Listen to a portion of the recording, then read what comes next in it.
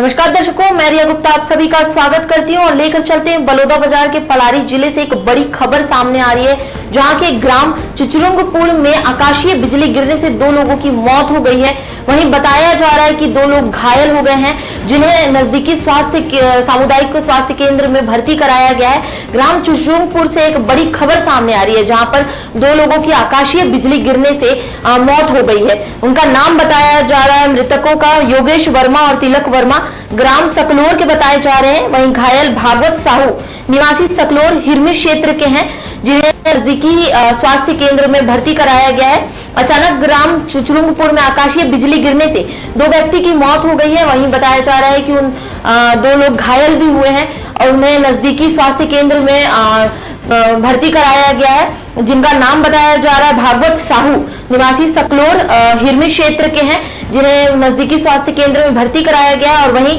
योगेश वर्मा और तिलक वर्मा ग्राम सकलोर के ही बताए जा रहे हैं, जिन्हें आकाशीय बिजली गिरने से उनकी घटनास्थल पर ही मौत हो गई। जैसे कि आप सभी जानते हैं कि कुछ दिनों से मौसम का परिवर्तन हुआ है, कई जिलों में येलो अलर्ट और ऑरेंज अलर्ट किया गया है और आकाशीय बिजली गिर रही है और वहीं बारिश नहीं थम रही। इसी बीच में चुचुरुंगपुर बलौदा बाजार के पलारी जिले से एक बड़ी खबर सामने आई है, जहां पर 2 लोगों की मौके स्थल पर ही घटना स्थल पर ही मौत हो गई आकाशीय बिजली गिरने से। वहीं 2 लोग घायल बताए जा रहे हैं, जिन्हें नजदीकी स्वास्थ्य केंद्र में भर्ती कराया गया है।